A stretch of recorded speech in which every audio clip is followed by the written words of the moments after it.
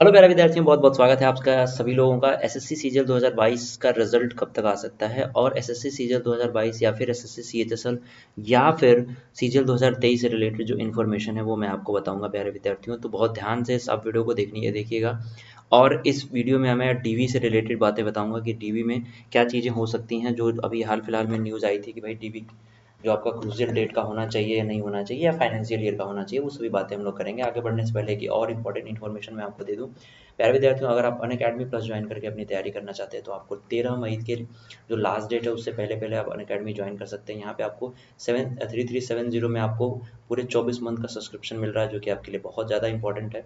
इस सब्सक्रिप्शन लेने के बाद आपकी तैयारी जो है बहुत बेहतरीन तरीके से हो जाएगी अगर आप रेगुलर बेसिस पे क्लासेस को फॉलो करेंगे और टीपीपी वगैरह ध्यान से देखेंगे। तो पीएमवाईटी डिस्काउंट कोड यूज़ कर लेना। चलो वीडियो की तरफ बढ़ते हैं। तो सबसे पहले हम लोग बात करते हैं सर्टिफिकेशन का ही, कि जो डीवी में सर्टिफिकेट होगा वो क्या हो, क्रूशियल डेट का पहले का चाहिए या फिर क्या चाहिए या फिर किसके लिए वैलिड है।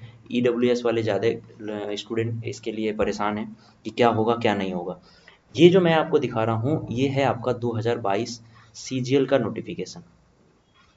सीजीएल के नोटिफिकेशन में ये चीज़ें लिखी गई हैं और एकदम सेम है, सेम जो बच्चे सीजीएल 2023 के नोटिफिकेशन में भी चीज़ें लिखी गई हैं। ठीक है, समझ रहे बात।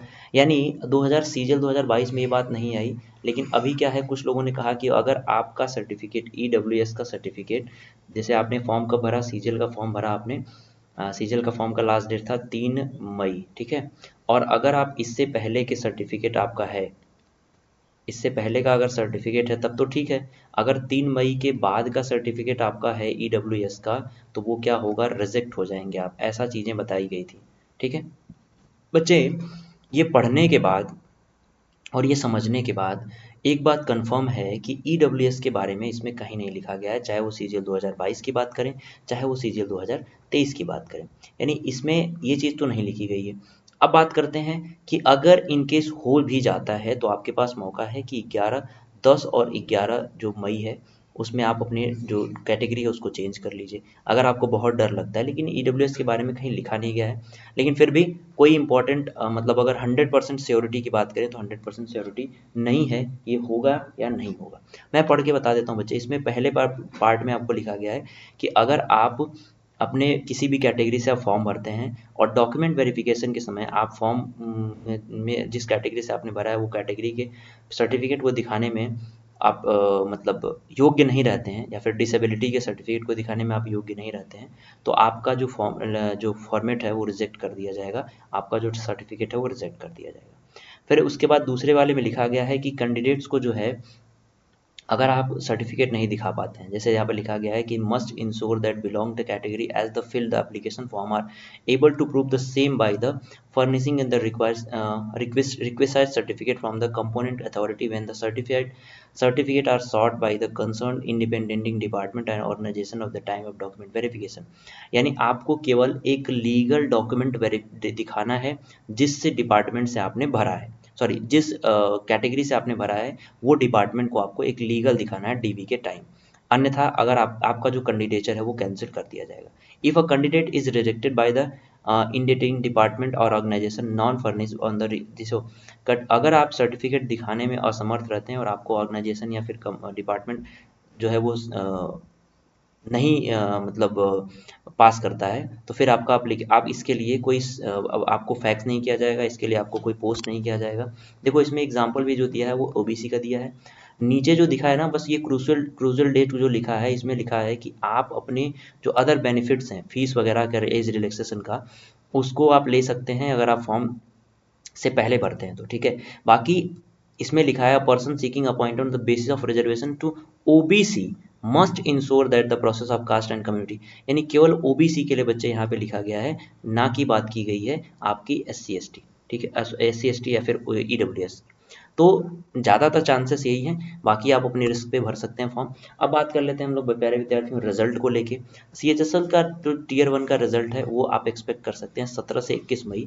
इससे ज़्यादा लेट होने के चांसेस नहीं है, क्योंकि जो सीएचएसएल टीयर 2 का एग्जामिनेशन का डेट आ चुका है 21 मई से मे बी स्टार्ट है, 21 मई से सॉरी 21 जून से स्टार्ट है, तो एक महीने पहले रिजल्ट तो आ ही जाना चाहिए।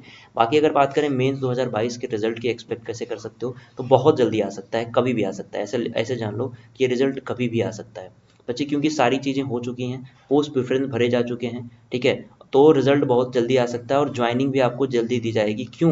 क्योंकि इस 2022 वाले जो सॉरी 2023 में जो है ना, वो गवर्नमेंट पूरा का पूरा फोकस कर रहा है कि जल्दी से जल्दी क्या दें, नौकरी दें, जल्दी से जल्दी हम ये नौकरी मतलब क्लियर करें, क्या करें,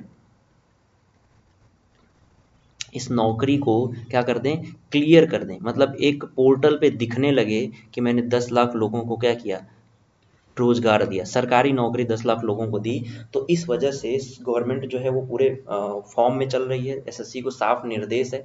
तो ज़्यादा लेट नहीं होगा, आप जल्दी ही आपका रिजल्ट देखने के लिए मिल सकता है। हम लोग जो मोस्ट एक्सपेक्टेड टाइम रख रहे हैं वो 13 से 19 मई है, 19 मई से ज़्यादा नहीं जाना चाहिए, जिस हिसाब से काम हो रहा है, एसएससी काम कर रही है, जिस स्पीड से काम कर रही है। बाकी जो होगा देखा जाएगा बच्चों।